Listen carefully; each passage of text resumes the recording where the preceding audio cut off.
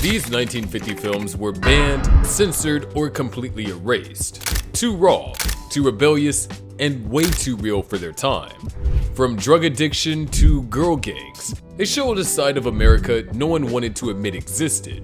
But now, they're back, and we're diving into the movies your grandparents were warned never to watch. Starting with number 20, The Man with the Golden Arm. Released in 1955 and directed by Otto Preminger, The Man with the Golden Arm starred Frank Sinatra like you'd never seen him before. No smooth songs or fancy suits. Here, he played a drug addict. Yup, Sinatra was Frankie Machine, a former car dealer who's trying to stay clean after getting out of rehab. But life hits him hard. Temptation, old habits, and the people around him all trying to drag him back down. And here's where the trouble started. Back in the 50s, drug addiction was a huge taboo, and the movie talked openly about drug use. It showed withdrawal, it showed needles, it showed the pain, and this was way too real for the censors. By the way, if you're enjoying this nostalgic madness, don't forget to subscribe. At 1,000 subscribers, we got something very cool planned just for you.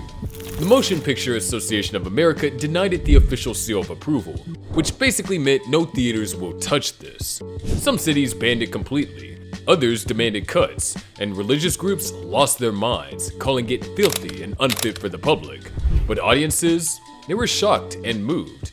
The film earned Sinatra an Oscar nomination, and eventually the rules began to change. Number 19, Blackboard Jungle. Blackboard Jungle, directed by Richard Brooks, changed teen movies forever. It told the story of Richard Dadlier, played by Glenn Ford, a young teacher working in a rough racially mixed inner-city high school. His biggest challenge? A violent student named Artie West, who carries a switchblade. The film shows things no one dared to put on screen back then. Fistfights, racism, anger, and loud, real emotion. In the opening song, Rock Around the Clock by Bill Haley and His Comets, it blasted through theaters, becoming one of the first times rock and roll was used in a movie. Teens went wild. Some even danced in the aisles.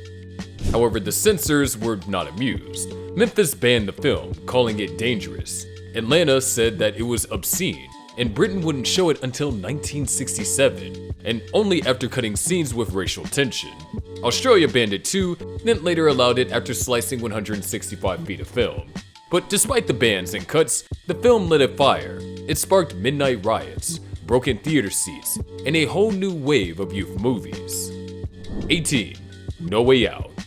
No Way Out, directed by Joseph L. Mankiewicz, was one of the first big Hollywood movies to openly talk about racism in the system. It starred Sidney Poitier as Dr. Luther Brooks, the first black doctor working in a segregated hospital in Los Angeles. When a white patient dies while being treated by him, everything explodes. There are riots, racial slurs, brutal violence. The film didn't try to play it safe, it went all in. The police in Chicago were so worried it could cause real racial problems that they delayed its release. Other places like Maryland and Virginia only allowed the movie to play after cutting out big parts, like the scenes where black patients get ready to protect themselves. Those were removed entirely. Even the Catholic Legion of Decency spoke out against it, calling the language in scenes too offensive. But the NAACP didn't back down. They pushed for the uncut version to be shown because the film's message was just too important to hide. Sidney Poitier got nominated for an Oscar, and today, No Way Out is seen as a major moment in civil rights film history. But back then, it was seen as dangerous and explosive. Number 17. Rebel Without a Cause. Rebel Without a Cause, released in October of 1955, was James Dean's breakout and sadly only major film before his death. He played Jim Stark, a soft-spoken kid with a bad reputation. He wasn't a criminal, he wasn't evil, he was just lost. The kind of kid who's tired of being misunderstood. Jim moves to a new suburb, hoping for a fresh start, but all he finds is more alienation. No one listens. His parents are too busy arguing, and his classmates pick fights. But then he meets Judy and Plato, two other lonely souls. Together, they find a weird sort of family in each other. Sounds sweet, right? Well, not to the censors. When this film hit theaters, it terrified adults. In New Zealand, it was flat out banned. They thought it would make kids start skipping school and drag racing. In Britain, it didn't get certified until 1967, 12 years after release. And Spain? Well, Spain was so uncomfortable, they waited 9 years to let it play and slapped an R18 rating on it when it finally did. Why? Because the film didn't just show rebellion, it felt like rebellion. Number 16. High School Hellcats. Released by American International Pictures, High School Hellcats wasn't your typical teen drama. It wasn't about prom queens and varsity jackets. This was about girl gangs, and they meant business. Joyce Martin is the new girl in town. She's quiet, well-dressed, and totally unprepared for what's about to hit her. Because the moment she walks into school, she's pulled into the Hellcats, an all-girl gang that runs the place. And to join, you gotta prove yourself. Shoplifting, hazing, breaking rules like it's a sport. There's a lot of sneaking out, wild parties, and shocking behavior. And that's exactly what got the film banned in Los Angeles. PTA groups freaked out. They pressured local censors to ban the movie completely. It didn't have a moral message, they argued. It glorified bad behavior. It might corrupt teenage girls. Of course, none of that stopped people from seeing it though. The ban only made the movies more exciting. It played in late-night grindhouse theaters and became a cult classic. Today, it feels like a 1950s version of Mean Girls, but way more dangerous. Number 15. Kosh Boy. Kosh Boy, also known in the US as The Slasher, introduced audiences to Reg, a teddy boy who terrorizes the streets of London with a stolen kosh, a blunt weapon. He and his gang mugged strangers, vandalized property, and escalated until someone died. But Kosh Boy wasn't just about crime, it was about why these boys turned violent. It looked at broken homes, poverty, and a society that gave up on its youth. And while the film tried to show how society failed these kids, the censors weren't having it. Sweden banned it completely, calling it destructive to public morals. Birmingham said nope, not in our theaters, and Australia, they wouldn't even let it in the country. Why? Because they said it glamorized youth crime. PTAs, churches, parent groups, everyone was outraged. No lesson, they claimed, just violence. But that's exactly why Kosh Boy mattered. It didn't sugarcoat anything, it showed the why behind the crime, and that raw honesty made it a hidden gem. 14. Untamed Youth. Alright, let's talk about Untamed Youth. A wild mix of rock and roll, motorcycles, strip clubs, and corrupt small-town politics. The plot?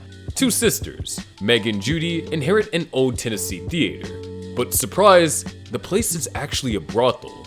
So what do? They team up with some rowdy bikers, get into a massive brawl, and blow the lid off the whole crooked town. Rock music, strip teases, bar fights. The censors hated it. Texas trimmed every thigh and shoulder. Arkansas banned it entirely. The Catholic Legion condemned it as morally offensive. Some places even banned the posters because they showed too much skin. But here's what they couldn't stop. Teenagers loved it. The film featured a musical number by the Platters, one of the biggest R&B groups of the era. Drive-ins were packed, parents were horrified, and Untamed Youth went down in history as one of the first big rock and roll exploitation films. It wasn't subtle, but man, it rocked. Number 13. Portland Expose. Now, coming in next is a film so controversial, it was banned in the very city it was named after.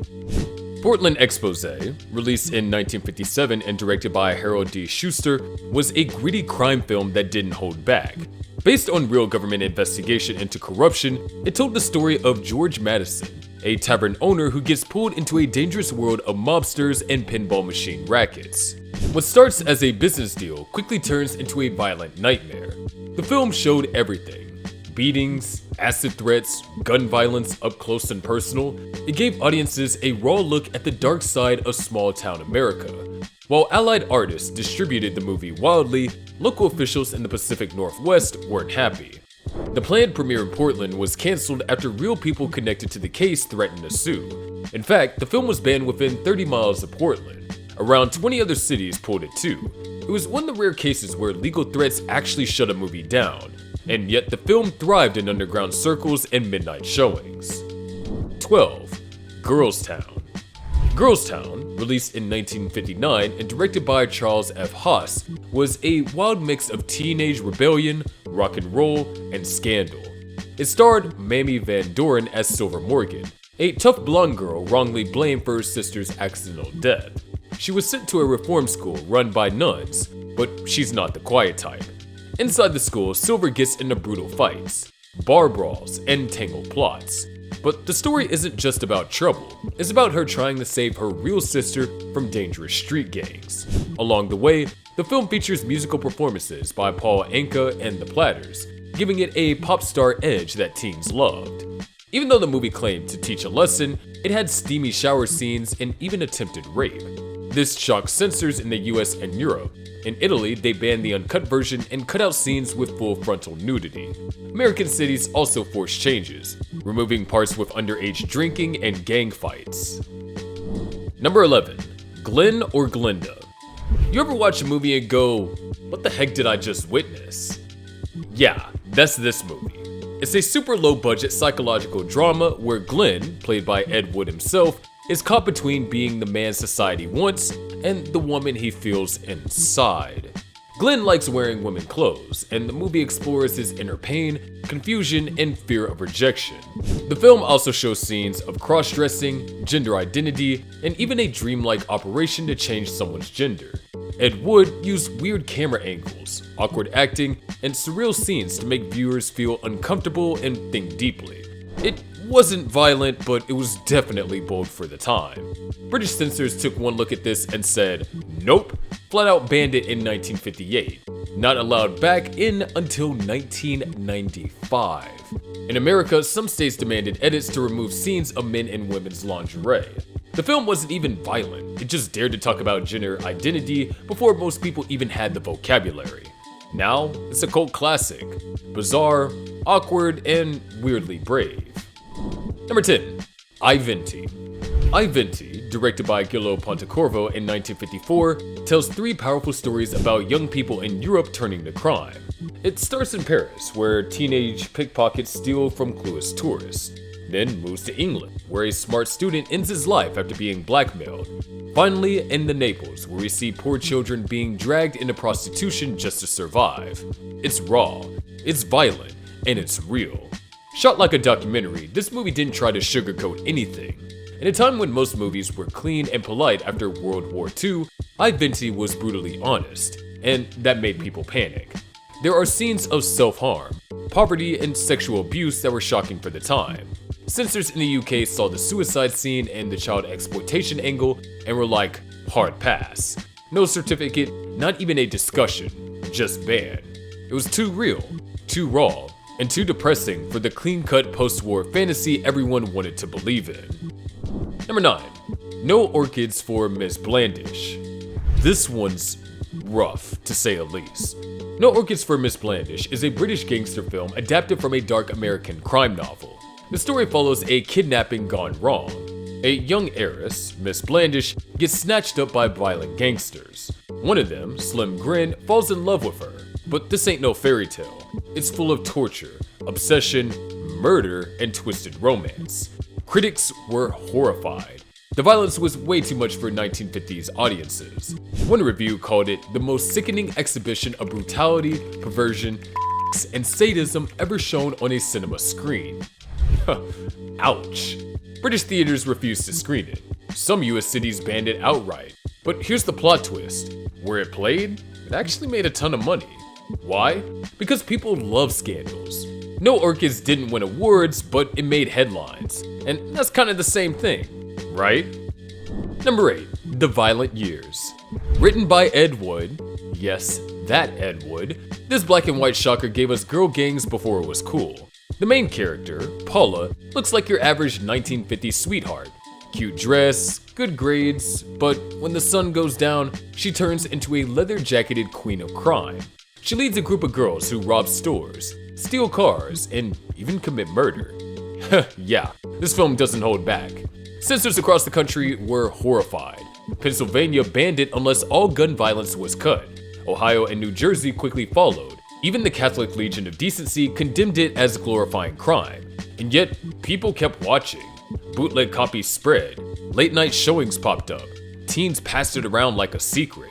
Now, critics look back and call it one of Ed Wood's rawest films. A messy, chaotic, and uncomfortable film but strangely real look at what scared adults mostly in the 1950s. Teenage girls with power. Number 7. The Delinquents. Then we've got The Delinquents, Robert Altman's very first movie. Yeah, the guy who would go on to direct classics like Mass H and Nashville started off with a gritty, low-budget look at teen rebellion. The plot was simple: bored teens, hot cars, stolen tires, and a convenience store robbery that spirals into something way darker. Altman filmed on real streets, used unknown actors, and let them improvise their lines. It felt more like a documentary than a movie, and that's what made it more dangerous. California wouldn't even let it screen until the gun scenes were cut. The Deep South and Midwest banned it under laws that said movies can't promote crime. The UK straight up banned it until 1961. But then again, kids came. Art theaters showed it late at night. Critics now say that it paved the way for more honest teen movies in the 60s. Number 6. Garden of Eden. Released in the mid-1950s, The Garden of Eden tried to sell itself as a documentary. A crew of explorers go to a remote tropical island looking for the mythical paradise, and finds a nudist colony. Yep, everyone just chilling, swimming, hiking, completely naked. The camera? Oh, it lingers. A lot. The movie claimed to be about health, freedom, and naturalism, but audiences came for one thing: skin. The censors were not impressed. Pennsylvania banned it, saying full frontal nudity over 3 seconds was straight up indecent. Massachusetts and Maryland followed. The South? Furious. But the filmmakers were sneaky. They rebranded it as The Forbidden Paradise and started holding invite-only screenings just to dodge laws. They even called it the first ever all-body film event, which honestly sounds like a 1950s marketing guy trying really hard not to say nudity. But it worked. Bootleg copies made their way through grindhouse circuits, and the movie became a cult curiosity. Number 5. Dementia. Alright, let's talk about one of the weirdest, wildest horror films you've never heard of. Dementia. No dialogue, just vibes. Released in the 1950s, this 58-minute fever dream was directed by John Parker after hearing his secretary's dream. It drops us straight into the mind of a woman played by Adrienne Barrett, who wakes up in a creepy hotel and starts wandering the rainy, shadowy streets of LA's Skid Row. What follows? Total madness.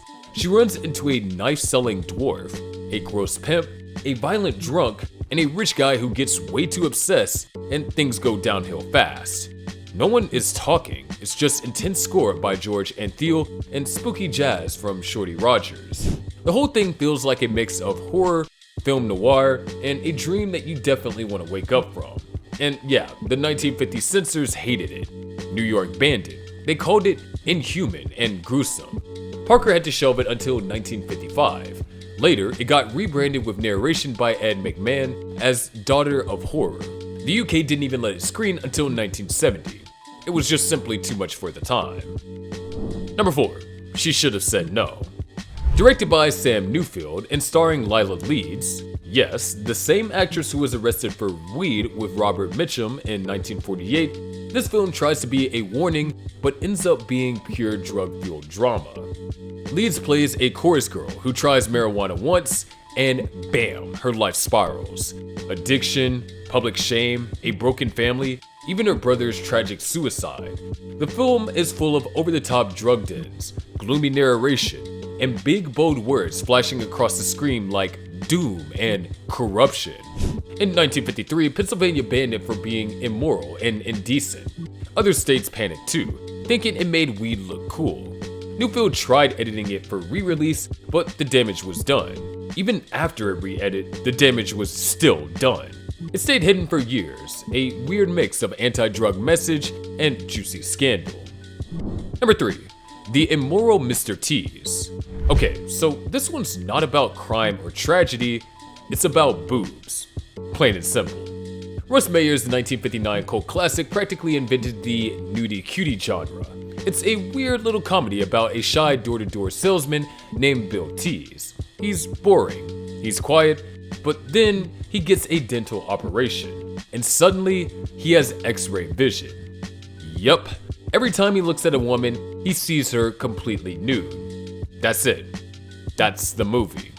Women giggle and bounce around, Mayer zooms in on everything, but the film stops short of actual which helped it almost dodge the law. Keyword, almost.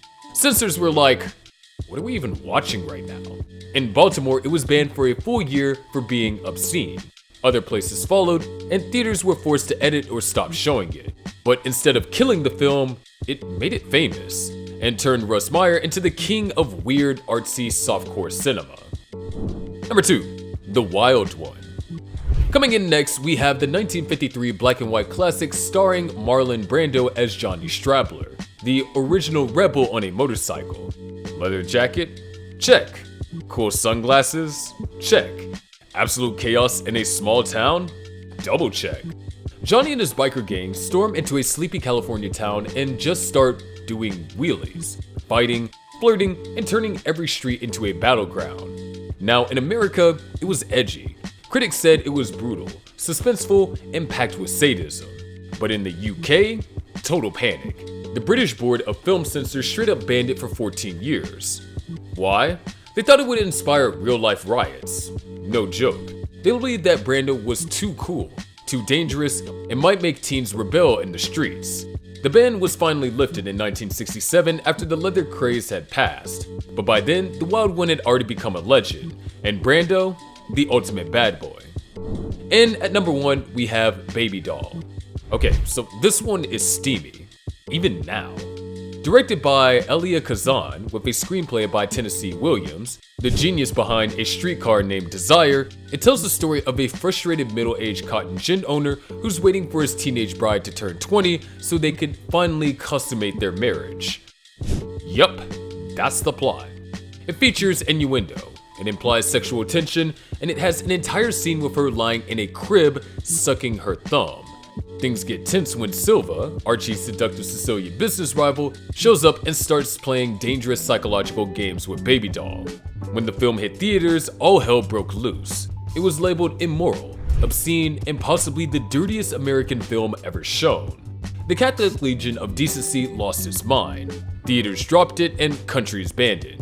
But the controversy made it a hit. It even snagged a Golden Globe. Love it or hate it, Baby Doll became the poster child for 1950 movie scandals and sexual provocation. Should films that ruin lives be celebrated as cult classics? Drop your thoughts in the comments. And if this shocked you, share it. And also don't miss our last video on bizarre 50s B movies that destroyed actors. And of course, subscribe for more.